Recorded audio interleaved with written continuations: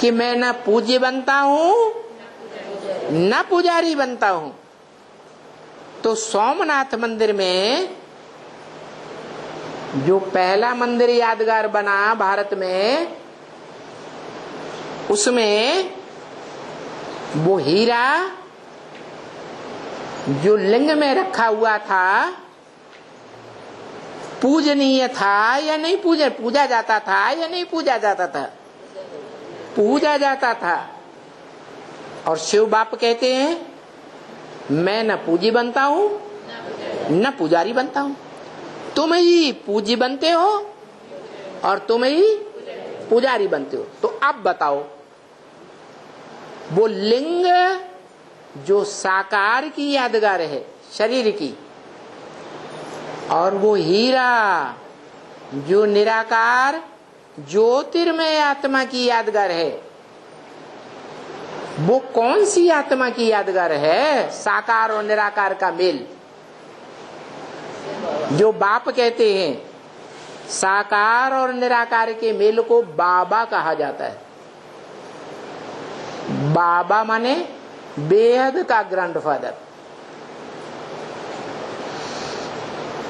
बेहद का वर्षा देने वाला। बाप का वर्षा बाप दे या न दे, लेकिन ग्रैंडफादर दादे का वर्षा जरूर मिलता है। तो इस मनुष्य सृष्टि में कौन है वो ग्रैंडफादर?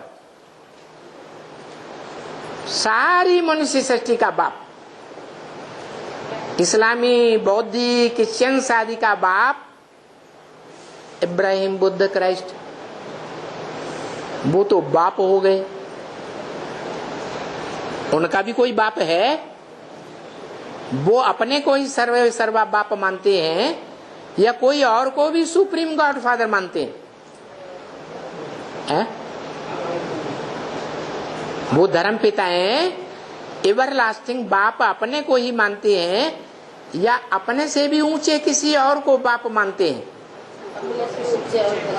जिसको मानते हैं वो बेचारे जानते नहीं कब था, कैसे था। कहते हैं हेवनली गॉड फादर, फादर ने आकर के हेवन की रचना की, इसलिए नाम है हेवनली गॉड फादर।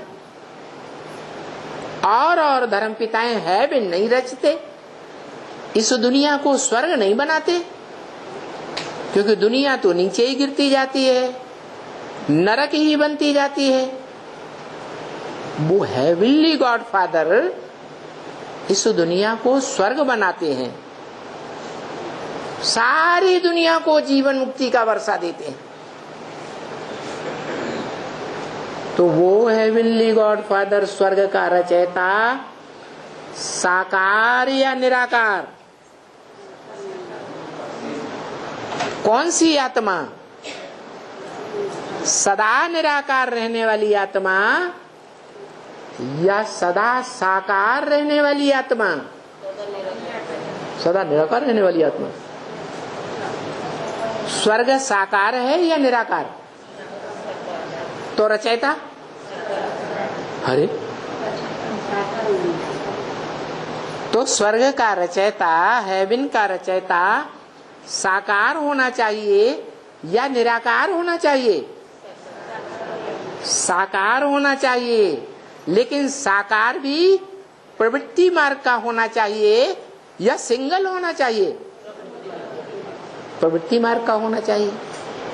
इससे साबित होता है कि जो सोमनाथ मंदिर में लिंग था वो शरीर बड़े रूप की यादगार है, और जो हीरा था वो उसकी आत्मा की यादगार है। किसकी आत्मा की यादगार? जो लिंग रूप बड़ा रूप दिखाया गया है, जिस लिंग रूप को गीता में अव्यक्त मूर्तिना शब्द से बोला गया। कैसी मूर्ति? अव्यक्त मूर्ति। अव्यक्त माने जो आंखों से दिखाई न दे, अरे लिंग दिखाई देता है मंदिर में या नहीं दिखाई देता है? दिखाई देता है। तो व्यक्त हुआ है या अव्यक्त हुआ? व्यक्त हुआ। मूर्ति है या अमूर्त है?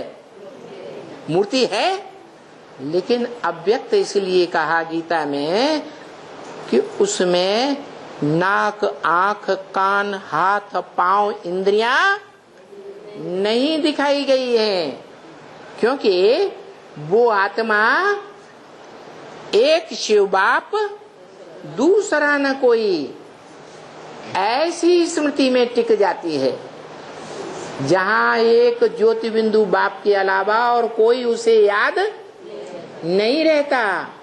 इंद्रियां याद ही नहीं आती, इंद्रियों का सुख याद ही नहीं आता, इंद्रियों का सुख नहीं याद आता है। इंद्रियों का कर्म हुआ या नहीं हुआ? नहीं हुआ। जब इंद्रियों का कर्म ही नहीं हुआ तो इंद्रियों का फल निकलेगा? नहीं निकलता। जैसे दुनिया में आज जो कर्मेंद्रिय खास कामेंद्रिय से प्रजा की पैदाइश करती है, वो जब कर्म करते हैं उन इंद्रियों से तो फल निकलता है, बच्चा और बच्ची पैदा होते हैं। फल निकलता है कि नहीं? फल निकलता है। लेकिन शिवलिंग जो कर्म करते हुए दिखाई देता है मंदिर में, वो कर्म करते हुए तो दिखाई देता है, जलाधारी के संग है। जलाधारी का मतलब ज्ञान जल का आधार लेने वाली। जलाधारी माने ज्ञान जल का आधार लेने वाली, ज्ञान जल की धारणा करने वाली। ज्ञान जल की धारणा पुरुष करते हैं या स्त्रियां करती हैं? इसलिए स्त्रियों को टाइटल दिया है,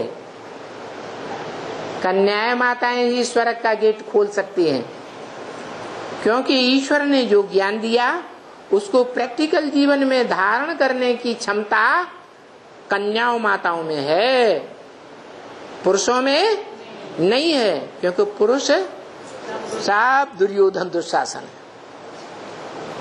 दुर्योधन, दु माने दुष्ट, योधन माने युद्ध करने वाले, दुष्ट युद्ध करने वाले। ऐसा युद्ध नहीं करते जैसे अखाड़े में उस्ताद अपने चेले को कुश्ती करना सिखाता है, प्यार से सिखाना सिखाता है या दुश्मनी से सिखाता है? प्यार का युद्ध करता है